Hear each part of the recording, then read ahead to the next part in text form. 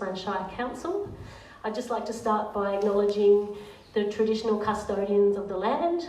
I pay my deepest respects to elders past, present and emerging, and acknowledge their deep and lasting connection to the land.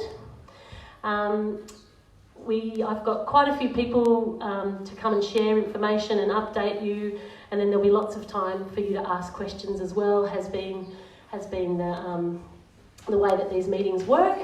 So I'm going to just call on the C Sergeant Stuart Johnson to come to the microphone. Big round of applause.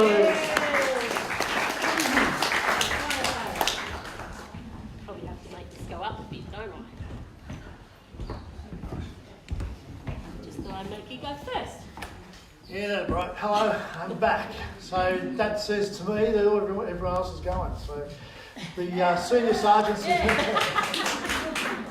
the senior sergeants that you've had for the last few weeks, they've all departed. The last one left this morning, and all those black cars that you've been seeing driving around with police written on them, they've all gone back to Melbourne or in the process, and the last ones will be leaving, I believe, tomorrow morning as well.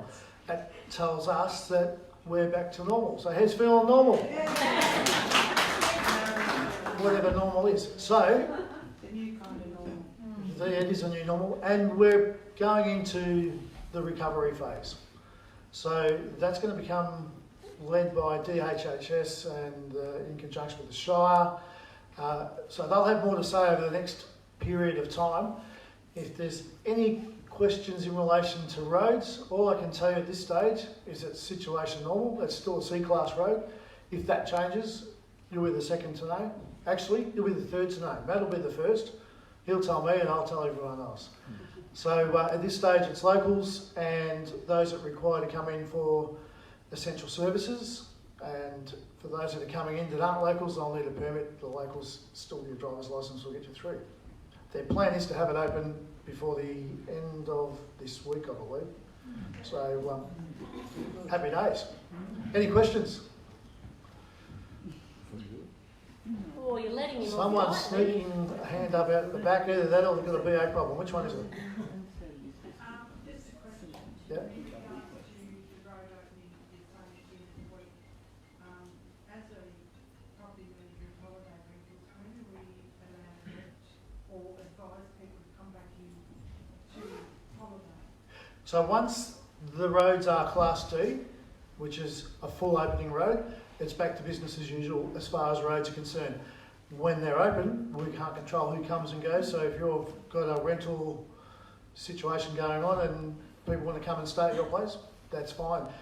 So at the end of the week, you're advising? I would expect it to be by the end of the week. Again, wait for it to be official. Yeah, we'll let you know when it becomes a full open road. And then essentially, if you want to have people in, that's up to you. I think I may have mentioned our MCG situation here in the past. Those who have been impacted, you will get people coming past and sightseeing when people come to have a look at Mallacoota. A lot of people are going to come to Mallacoota just to see what happened. A lot of people will want to know what it was like, and the only way they're going to do that is to satisfy themselves and come and have a look. As much as that might annoy some people, if you consider it as an MCG moment for the ongoing viability of this town, it has a benefit as well. When they come here, they spend money here and they keep the businesses open, and therefore we can continue on as a viable community. Yep. What's MCG? Well, Melbourne Cricket Ground, that's where they're going to have big venues. So we will be essentially their MCG. We're where they want to come. So whilst not all of us will be welcoming towards those that want to come and have a look, they're going to want to come. So all we can do is encourage them to spend and empty their pockets while they're here. Any other questions? I just wanted to add that we're going to have a bit of a rain event on the weekend, so perhaps the road may not open. Yeah, look, I reckon if it does open and there's a rain event, it'll shut until they can clear it, and then it'll open again. Saturday, Sunday. Yeah. I don't know if any of you have been for a drive up to Drummer and had a look at all. No. There's some fairly interesting trees on the high side of Mount Drummer that sort of look like they're facing towards the bitumen. So I think with the rain event, I would expect something to happen that would cause a potential impact to the road. But again, I think they'll work very quickly to try and clear that particular issue to reopen the road. Once they've opened it, they're going to have to try and keep it open. Any other questions? Should have asked, should I?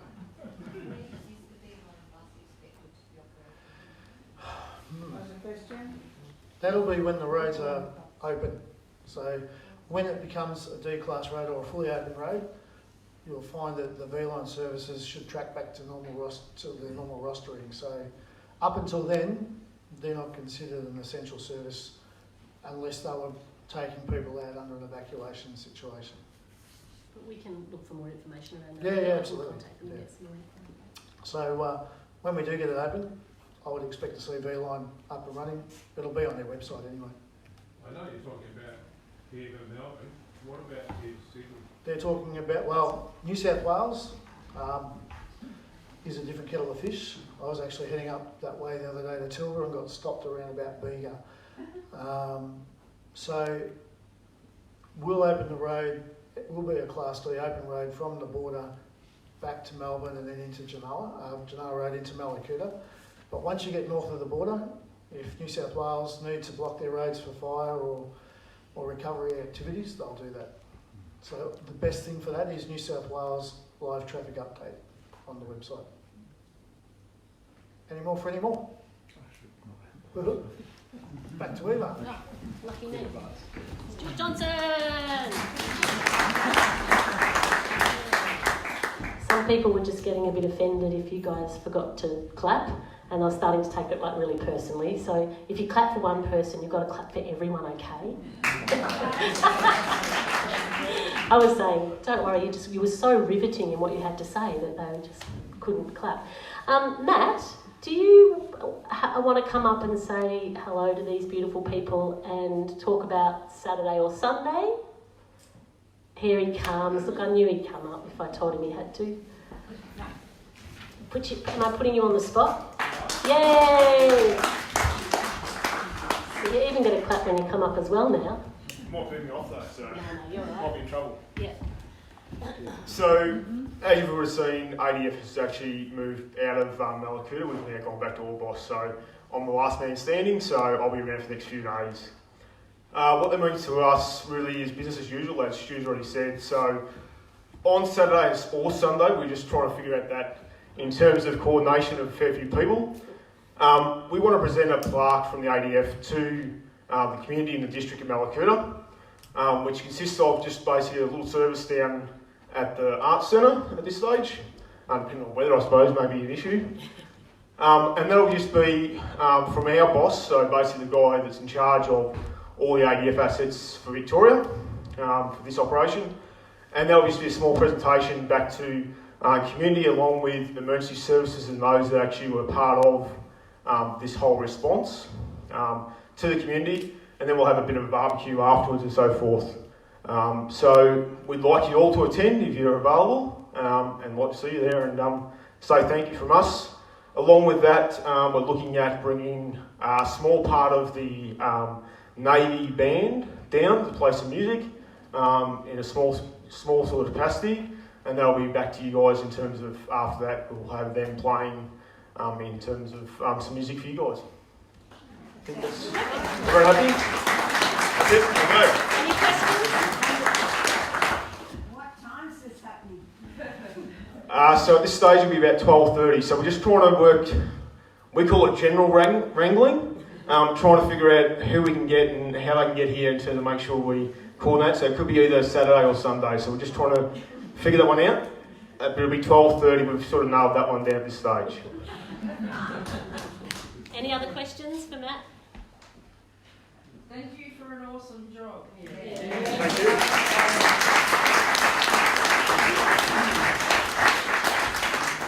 Yeah, thanks, Matt. You've been amazing. And we will absolutely let you know whether that's Saturday or Sunday.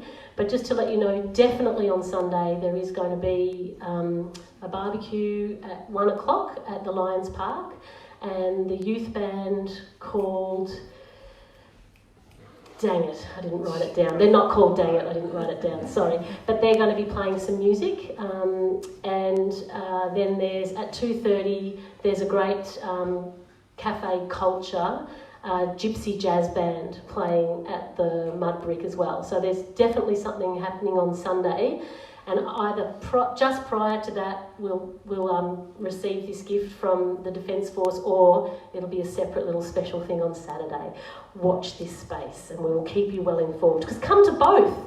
Didn't Rob Gordon tell us we should be getting out a bit more and connecting with each other? So there you go. You might have 2 opportunities to do that. So we'll definitely keep you posted about that. Could I ask Red Cross, and then maybe after Red Cross, the EPA, to come up and just say hi?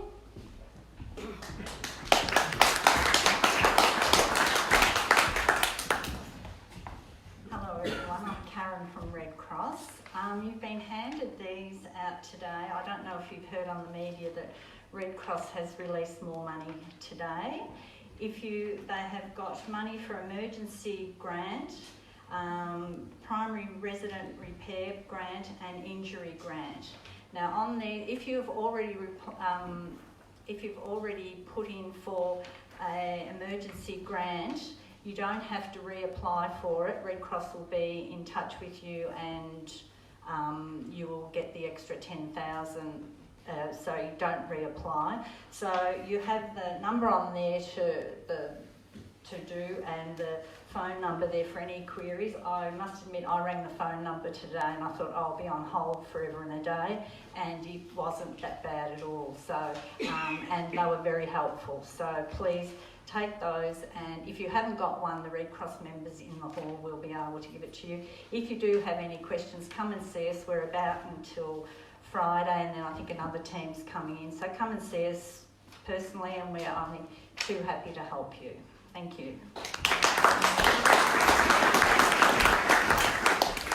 The Red Cross, both our amazing local Red Cross and the Red Cross coming in have just been amazing, wouldn't you agree? So give them another round of applause. EPA? I'm calling you EPA because I've just had a mental blank with your name. It's not my name. Hi everybody, Scott from... Scott, everybody. Scott. I don't remember Eva's name, you just forget mine. Yeah, look, it's Scott from Environment Protection Authority. Just wanted to let you guys know that we are doing some current real-time air monitoring in town here, up the SES. So today's results with a bit of dispersion of this air, or the wind, it's been pretty gusty today, so we've got good air quality today. The forecast for the next 3 days is poor to very poor.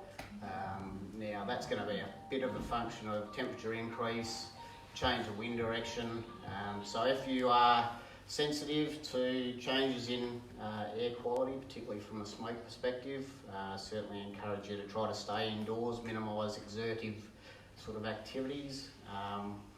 We're also getting some further information associated with recreational water quality. We've currently got the CMA, I think it's the East Gippy CMA, Local Water Authority, DELP and ourselves trying to coordinate a decent assessment of the water quality in the event that we do get a couple of downpours. That's going to mobilise a lot of material from the land surface where it's scorched, and that's probably going to send a decent amount of material into Top Lake, Bottom Lake, Narrows and Bottom Lake. I'm familiar with the terminology now, which is good. So yeah, as far as, so that that coordinated approach is so that we're not doing things contrary to each other. So it seems it makes sense to try to get a coordinated approach. From a waste management perspective, primarily that's Bushfire Recovery Victoria. My understanding is EPA at the state levels got some buy-in associated with that. Are people familiar with what's happening with GrowCon at this stage? Yeah, I'd say mentioning it again would be welcomed, I'd say. Yeah, so my understanding is Bushfire Recovery Victoria have engaged through a contractual arrangement with GrowCon to do clean-up of the fire-affected houses, or those houses that have been razed, or buildings. From our perspective, our concern primarily is in the waste space. ensuring that anyone that firstly is attending premises to go to those premises with the appropriate personal protective equipment, and we want to make sure that that equipment doesn't then transfer potential contamination of material, because I understand there's potentially open sewers in some of these places, or there may be open septic systems or what have you.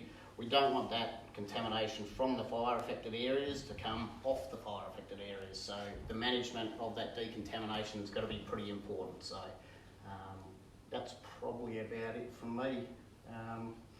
Asbestos risk. If you've got a neighbour that has got a house that they think had asbestos, just talk to your neighbour. If they have, maybe ask them to spray the house down, all those areas that have been affected or burnt, with water. It helps to engage with your neighbours, obviously. Where there's a whole house that is known to have asbestos, I understand there's assessments being conducted by council, so I think there's going to be some more resources for that coming ahead, because someone's being flogged at the moment as far as what they're having to do. So do not go into these properties. If there's a potential risk associated with asbestos, just don't go in there unless you absolutely have to. And if you have to, you've got to wear a full PPE equipment, face mask, gloves, full suit. And then the disposing of those needs to be done in a way that's really well managed. So maybe, I think it might be just important to mention that as part of the plan with GrowCon, I'll just do this so you can hear me, sorry to take over. My understanding, and this is going to be confirmed in writing with some information to all of you in the coming, hopefully, days, is that part of the plan is that GrowCon will escort you onto your property with all of the correct protective equipment. They will allow you some time to look through your property, and they'll support you to do that safely, and they'll help to make sure that when you come off that property you're not taking contaminants away with you, and then before they do the clean-up. So that's what I'm being told, so I hope that helps some people rest assured that they will get a chance to get onto their property and have a look for precious items, and that'll be supported to happen in a really safe way. Did you have anything else to add to that? The decontamination is something that's probably very foreign to a lot of people. So it is a procedure, it's fairly rigorous. It basically, even just taking off a type of overalls is quite a detailed way to do it. It's sort of, you've got to take it off so that the outside that has been exposed to potential contaminants is captured on the inside as you're taking it off. So the people at GrowCon, they will be advising you as the best way forward to do that, and then that material's got to be put in a contaminated bag, and then that contaminated bag we're trying to work out which way forward we're going to go as far as where that's going to be stockpiled and how it's going to be stockpiled and how it's going to be subsequently disposed of. So we're working through with Bushfire Recovery Victoria, just from an interest perspective. Bushfire Recovery, I'll get to you in a sec. Bushfire Recovery Victoria is a pretty new player in this space. They're putting this plan together with GrowCon, is my understanding, and they really want to get their plan very, very close to perfect, I think is what I've heard. So they haven't released it to anyone yet. Yeah. When they do, you guys will be the first to, or third to know probably. Similar to my big pole colleague up the back here. So yeah, we'll find throughout the process, and that information will be disseminated to you guys. So, yep. Couple of things. You're talking asbestos. Talk to your neighbour, whatever. Most of the neighbours that have homes with asbestos in are probably 300 miles from here at the moment. Those homes have just been banned and left. So that one doesn't work. The other thing you're talking about, protective clothing, etc., were you meaning all homes or asbestos homes? In terms of being escorted onto your property, Yeah. I think it'll be all of them, because it's not just asbestos; it's all of those other hazards. Okay. And I don't think there's been one site that's been assessed in the secondary impact assessments yet that has not had a hazard found on it. I mean, it's even tin sitting on an angle, and it's all of those hazards. So, yeah, And the other thing I was going to ask, is there any, can you come up with a timeline of asbestos? When was it banned as a building material? What sort of, you know, a house pre-1990, a house after 1990, 1980? on your website, isn't it? Yeah. Yeah, we've got a publication, I think it was 79, don't quote me on that, but I think it was banned in Australia in 79. Now, there was probably residual building material left after that time that it was banned, so someone may have used it subsequent to that. So we're probably talking mid-80s, something like that. Possibly. I do understand also that in more recent years, some building materials came from, I believe, China, and it was found to be illegal, obviously, it's banned in this country, but the likelihood of Chinese building materials potentially coming over to Mallacoota, I don't know, there's probably closer suppliers than Melbourne, so I think just on the point that you raised about the neighbours, look, don't go near it. I've been to a number of sites, a recent one in Melbourne, where a very, very large warehouse had a complete asbestos roof, and if that wasn't disturbed, that whole site, we had some airborne monitoring for particulates, and over the whole period of time, nothing was, because it wasn't disturbed, it didn't mobilise, and it was windy, it was all sorts, so once it's disturbed, that's when it can become a bit of a risk. If it's undisturbed. There's days like today when we get gale force winds, that potentially is not a hazard. Just try to avoid the location as best you can. There has been a little bit of drizzle around today as well, which certainly would help. But yeah, other than that, just try to avoid it. Okay, thank you. I've got 9 houses around me that are all burnt to the ground, and I know at least one of them right next door has got asbestos. Should I attempt to clean up any of the dust and stuff that are lying on furniture, decking outside? Or? I wouldn't engage in that activity unless, I certainly wouldn't be engaging in that activity. If you have got concerns, have you got an environmental health officer in this town? So there's one coming. Yeah, okay. And that's coming. They're coming. I'll just use the mic because we're doing this to the website as well. Tomorrow there's an environmental health officer coming, and they're continuing the secondary impact assessments. That then informs GrowCon so that they can start the work. So I think the clear message is not to disturb anything if you can. I know that at one point CFA was putting a very fine mist of water, so if you think you've got some close to you, if you use a very fine mist of water just to keep it settled, that was the advice that actually you guys gave us at one point, so that would be my advice, is to do that. And then, but for more information, when the environmental health officer does get to Mallacoota, I'll ask them to provide more information, and you could drop into the council office and I'll try and have more information there. But hopefully this process of GrowCon coming in and carefully cleaning everything up is going to start happening soon. So we'll absolutely keep you posted. You're popular. You're popular. Seem to be, yes. We've got a neighbour behind us, and their tin is blowing around, particularly in the gale force winds this morning. Is there anyone that we should notify about that? Because if it does take off, like it almost did this morning, several times, could very well lose my head. And I know that perhaps sounds a bit over the top, but it is really blowing, particularly from where we live. No, not at all. Thanks, Roma. That's a real concern. And if you can give me the address at the end of the meeting, I'll make sure these officers that are arriving either this afternoon or tomorrow come and check that out and use the proper equipment and see if they can just secure that for you. So it's probably good to speak to me or whoever replaces me on Wednesday about any specific concerns like that while we've got this environmental health officer and building inspector here, so that we can sort of just keep on top of any of those little things before the big cleanup happens. So could we just chat after the meeting and I'll get that address? Thanks, Roma. Where are all the dead houses going to go?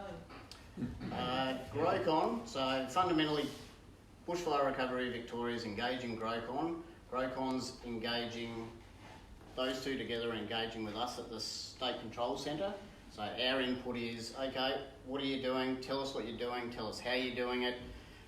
So the procedure about, are you going to just excavate? Are you going to have a misting spray during the whole time? What are your PPE? That's their responsibility to make sure that their people are safe as well as the people adjacent to that area. So the location where the dead houses are going, it will go to landfill. It will probably have a dedicated hole within that landfill that would be marked in 3 dimensions from a GPS perspective. Which site that is, I don't know yet. From a cost effectiveness perspective, I don't know the nature of the local large regional landfill around here, so whether they go to that or they take it via skip bins all the way to one of the regional Melbourne sites, I couldn't tell you at this stage, but that's primarily their bag. But we would be across and we'll be tracking where that material's going. Yep. If people are away and they're going to be away for an extended period of time, will GrowCon wait until they get back into town before they go on the site? Okay, so what everybody really needs to do is register so that they are on the register with GrowCon, and then it'll be GrowCon's responsibility as the contractors to contact property owners and liaise with them about what happens with their property. So I really encourage everybody to register on that number that I can give you that's on the newsletter, and then it'll be followed up through that registration process. Any other questions? Thanks to Scott.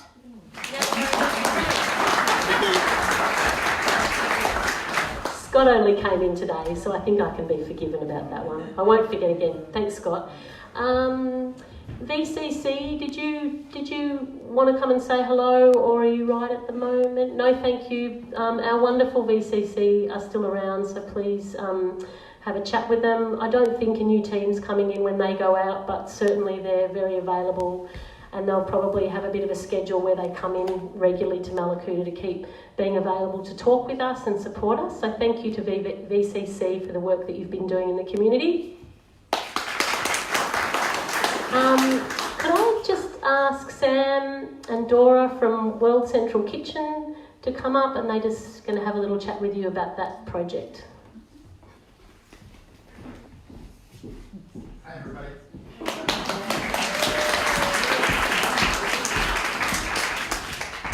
First off, do you guys mind if our camera guy Ben records? Is everybody okay with that? Yeah? Okay, great. Everybody wave to the camera. Hi Ben. So yeah, thank you everybody for participating this week. That was something new for us. I hope everybody got at least a couple meals supporting their local cafes, yeah? Yes. Great.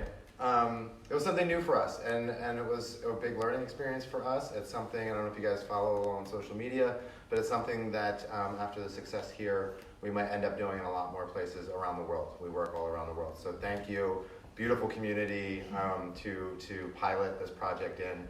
And just a round of applause for all the cafe owners and all those people that cooked those thousands and thousands.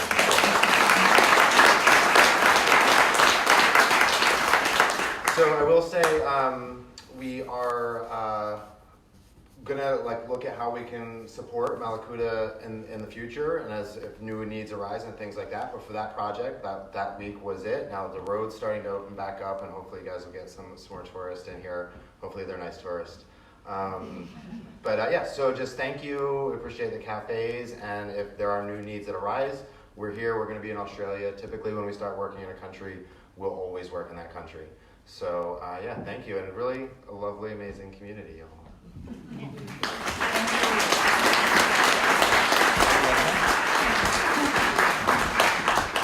I was saying to Sam and Dora how lovely it was to just watch people who perhaps don't go out to restaurants much or haven't been going out much lately to go, oh, free meal, and to hear all the beautiful conversations and connections that were happening. So I think there was a lot of great unintended outcomes from that initiative. So thanks to World Central Kitchen, that was great.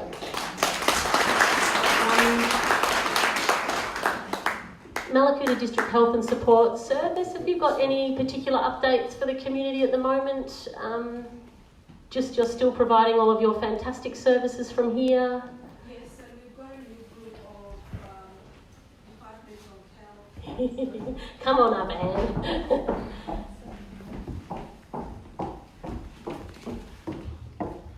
Yeah, we've got a new group of Department of Health Centrelink that have come in today, and they're there to help. They're quite a group, like about 4 or 5 of them. So please feel free to come in and get assistance if you need it. And also we've got the psychologist coming in tomorrow. Again, feel free to walk in and have a talk and a chat with them. That's all for now. Thanks, Anne.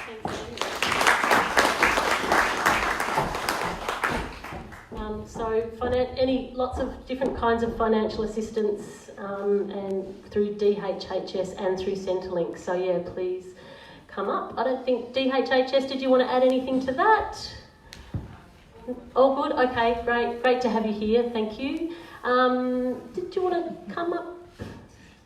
I've got one other quick thing after that, but unless there's anybody else out there that I think I haven't missed anyone. Hi guys, my name's Jerry. Some of you know me, some don't. Now, through this ordeal, we have always thanked the Red Cross, the police, the Army, the Navy.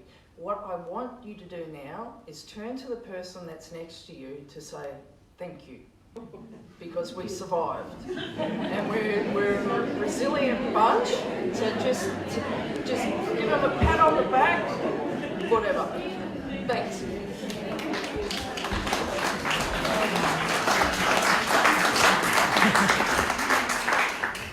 Lovely, thank you. Don't forget that there's a calendar of events and other exciting things happening in Mallacoota and district. It's the visit mallacoota.com.au/calendar. So you can go to that for any information about things that are happening in Mallacoota. Annette.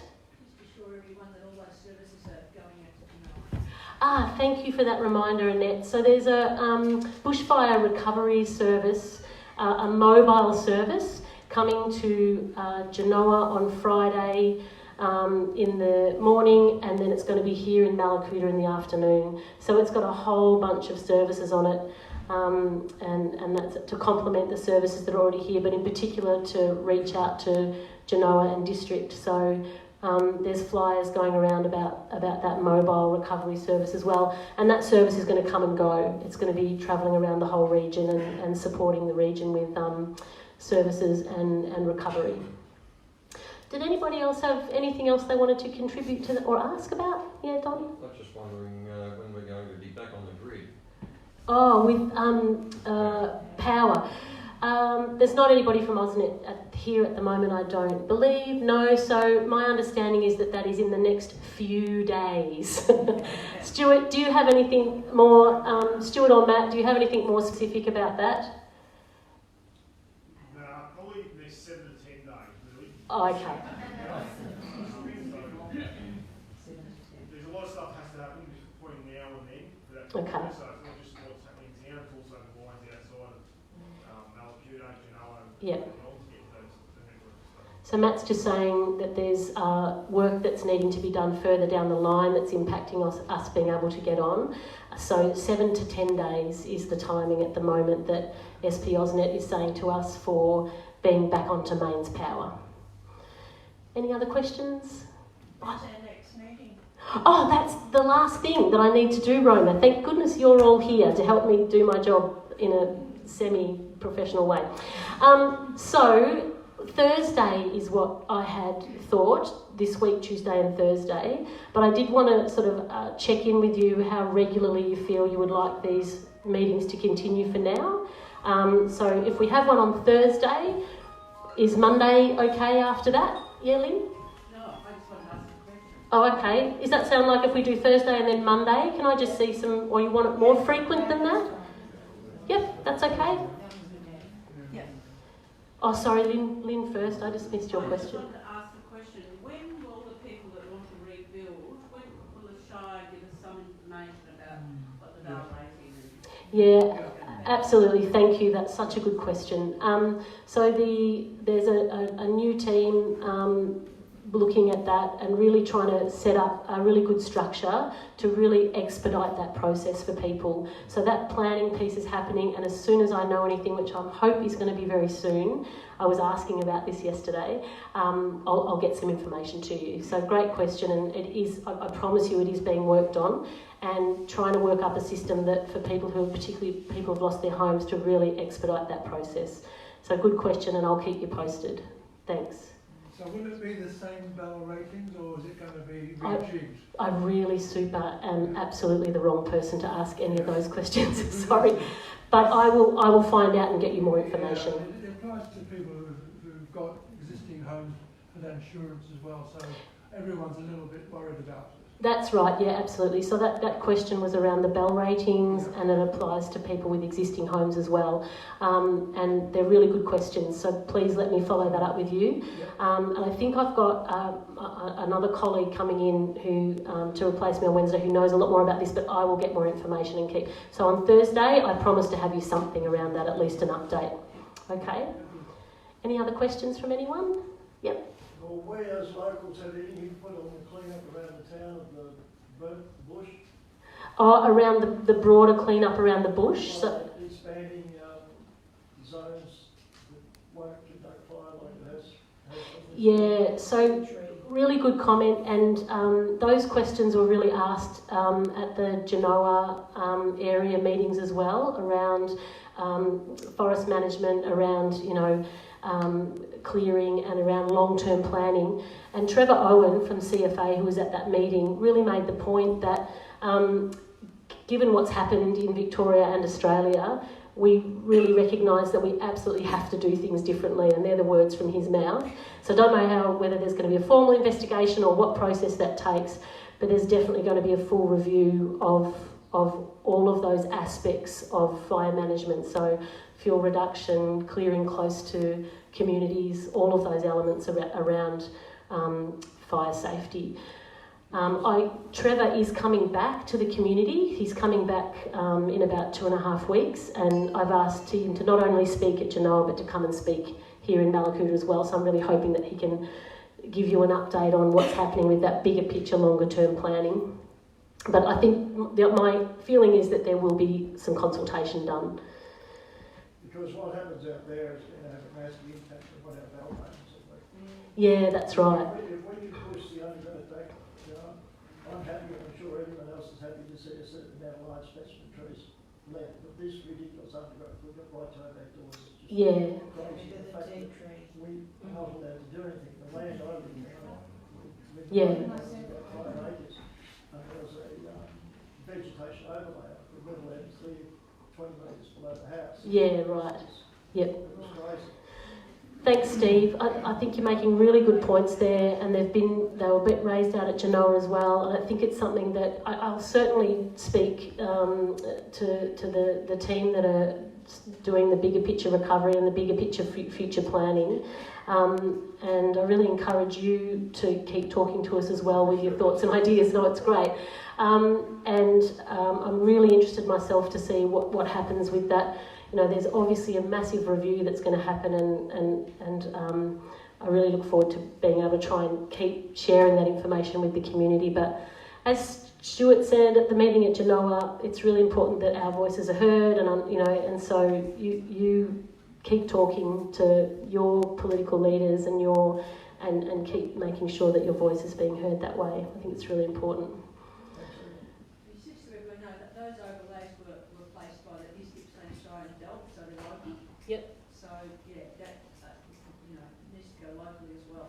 So that's another comment about the overlays, and that they're set by council and Delp. So, yep. So I know that there's going to be some serious review and reflection about that work, and that the community will be invited to contribute to that process of review and reflection. So keep being vocal, keep working together, and yeah, I was really impressed by the way Trevor spoke about, we absolutely have learnt from this that we have to do things differently into the future, and the community's voices really needs to be heard in that. So Council looks forward to supporting that process the best that we can.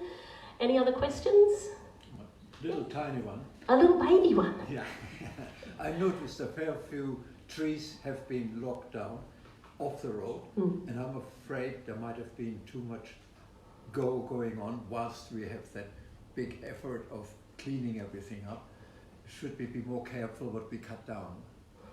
Okay, so that was a question about taking care for cutting down branches. Do you mean trees on your own property? No, everywhere, like the one out here. Yep. That huge big tree that went 2 days ago. Yep.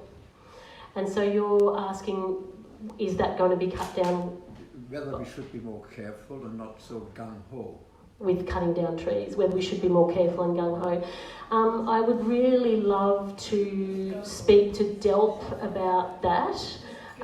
Stuart, have you got any information from your perspective around the tree that's around the roads? Well, yes, or the one just here. Yeah.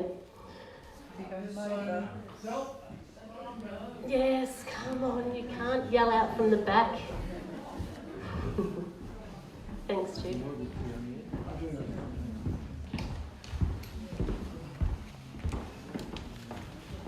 What I can tell you about trees is that they'll go and do a hazard tree assessment, and they do that for the roads and for the areas where the public are likely to go, so in the park spaces and things like that. They've also done some hazard tree assessments on private properties that abate the area. They will clean those trees up, because if they're considered a killer tree, so it's got a K on it, it's going to go. If it's got an X on it, they're going to have a look at it. If you put X's on it, they'll come and spray over the top of where you put your X. So they're the professionals. We like to let them go because they do a heap of training in relation to hazard trees. So they'll have a look at them. If they consider the trees are a danger to other people, they'll take them out. Does that answer the question? Half. What's the other half? We are too quick. No. Were they too quick? Are we being too quick? Down too much? Well, no, because the areas that they're taking the trees down, they've identified them, they've assessed them. They don't take a tree out unless it's been assessed. And if it's in a public space or close to a public space, everyone's life in this room is more important than the tree that's got the X marked on it. So. Any other questions that Stu can answer while he's up there? The right answer is 27. Yeah. I just want to find out, the trees that they cut, they left there, are they there to mulch again, or people can collect the wood? That's a very good question. I don't know the answer. That would depend on where the tree was cut from. I suspect if it was a national park, if you touch it, they'll touch you. If it was in the state area where there's a firewood collection opportunity, they probably would say when the firewood section's open, knock yourself out. If it's somewhere that you're not allowed to collect firewood from, they might come and knock you out. I don't know. But where it is really important. So if it's a national park, I wouldn't be touching at this stage, because at this stage, the policies haven't changed. That doesn't mean that with people's voices to members of parliament moving forward, that policy won't change, but at the moment, it's the same. So you need to understand that aspect of it. But if it's in the firewood collection and it's there, well, you haven't cut it over, it's there, so I suppose you can take it. There's possibly a question you can't answer. In our case, up the Princess Highway, to make it safe, everything that all goes on top of our fence. Would that be big roads for us to follow up through, do you think? Or? Just repeat the question. So the question was, where trees have been taken out and pushed up onto a fence from the side of the road, is that a Vic Roads concern? A lot of the clearing work's being done by contractors that are being employed. They've been employed through this process by the incident controller. So the incident controller for this fire is, well, the controlling agency is DELP. What happens to them afterwards, if they're a hazard, they'll have to be further dealt with. So if that's creating a fire hazard for your property, I'd be making that. Plus it's all like fences, yeah, so it's destroyed fences? Yeah, oh yeah. Yeah, okay, so there is a number, and I don't have it on the top, off the top of my head, but there is a number that's available to be contacted in relation to damage to fences done by removal of trees or where the trees are adjacent to the public land. So I will try and find that number out for you and give it to Eva so that she can give it to you at the next meeting. It's still 27. Any final questions, anyone? I've got one for you, Eva. Okay. I would like to know, driving out from Mallacoota towards Genoa, in the past, they've been done some markings of some trees, cleared, left alone, everything got burned. There was an extra fuel lying for a long time on the ground. Now, after this fire which we experienced, there are a lot of trees which they've been chainsawed left over there. Are they going to stay exactly in the same way, or it will be taken away, or what is going to happen, or if it's going to be another fuel for the next fire? Okay, in relation to that, if it's in the national park area, again, the policy is the current policy, so it would stay there. That doesn't mean to say that after discussions, consideration and review, that policy doesn't change. But they will leave some areas for the critters to come back to, because everyone knows one of the reasons we stay here is because that's such a great place for the critters. So they're going to leave some habitat areas without a doubt, but I don't know that they'll be, I don't know, it'll depend on the discussions with yourselves as community and the government leaders as to whether that habitat looks the same or whether it looks different. Still 27. No answer. Yes. Anything else? No? Cool, thanks.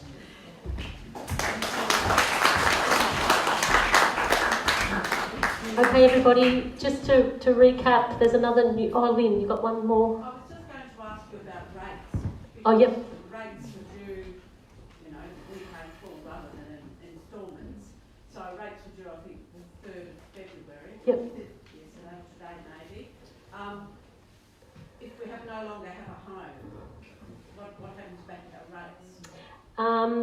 I am going to have to get back to you on that one. I know that there was some work being done around that, and I need to just get an update. So could I contact you personally about that after this meeting, and then I'll also find something to let everybody else know. So great question, thanks then. And I'm sorry, I just want to make sure I've got the right information for you, and I'm not 100%, so thank you for that.